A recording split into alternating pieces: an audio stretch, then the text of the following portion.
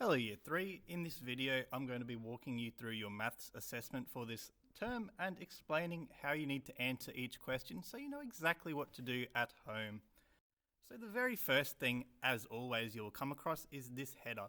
Please make sure to put your first and last names in the name section, your class in the class section, and the date you're completing the test on in the date section.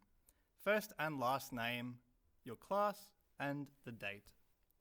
For question 1, you're going to need to look at a table of data, which is displayed using tally marks, and answer the first 3 questions using this data. So the first question you'll need to answer is, how many boys are in class 3A? That information you'll get from the table above. Question 2, how many more girls are in class 3A than 3B? Again, looking at that table, you'll need to get some data from it. And finally, if 3 more girls joined 3B, how could you show that on the above tally chart? So for the first 2 questions, you'll be writing your answer on the line.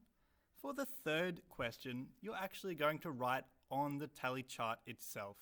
So you'll need to add in some way that you could show 3 more girls have joined 3B by writing on the tally chart itself. For question 4, you're going to have to gather some data of your own. So question 4 says, you are wondering what your family's favourite TV show to watch during quarantine is. What question could you ask them to find out? So on the lines provided, next to where it says, I will ask them, you need to write down the question that you would ask your family to gather that data. Don't forget a question mark. For question 5, you're going to be representing the data that you've gathered off your family. Question 5 says, after gathering everyone's answer, you decide to show the information on a graph. Show your graph below. So in the box, you'll need to draw a graph that shows the data that you gathered from the question you asked in question 4. Now this next question deals with time. So question 6 says, if I have 1 hour left of my movie, how many minutes is that?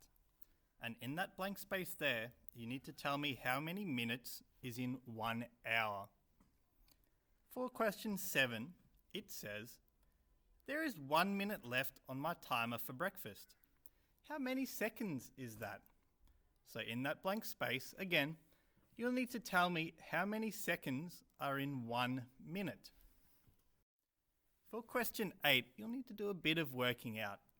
So question 8 says, after a really good week of learning from home, you get 2 hours on the iPad as a reward. Woo! All up, how many minutes do you get to play for? So you're going to need to tell me how many minutes there are in your 2 hours of iPad time. Question 9. When you're visiting Grandma, the only clock that she had was an analog clock. You look down at your digital watch and see the following times. What would the hands on the analog clock look like? So you can see for 9A, the time on your digital clock is 12:42. You'll need to show me on the analog clock what would the minute hand and what would the hour hand look like if they were showing you 12:42. And it's the same for question 9B. You can see that your digital clock is showing you 10:15. What would the hands on the analog clock be showing you to show the same time? Question 10 is a matching question. So you need to match each object with the metric unit you would use to measure. So for example, the ruler. What would you use the ruler to measure? The scales. What would you use the scales to measure? And what would you measure with the measuring jug? Your options are mass, capacity, or length.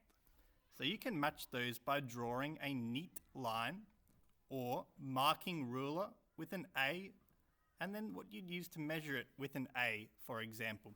But if you're drawing lines remember to be very clear and very precise so us teachers know what you mean. And then lucky last, question 11. I filled jug A once and jug B twice. Which gives me the greatest capacity? Circle your choice. So you need to look at jug A and look at jug B and tell me which one, if jug A is filled once and jug B twice, which one will give you the greatest capacity? Once you've finished question 11, don't forget to check your work. You can see there's a big exclamation point there. Go back, double check, triple check, and don't forget you can attempt the questions in any order you want. So if you come across a question that stumps you, just don't get stuck up on it. Move past, find a question you can do, and then come back to it at the end. But don't forget to check your work.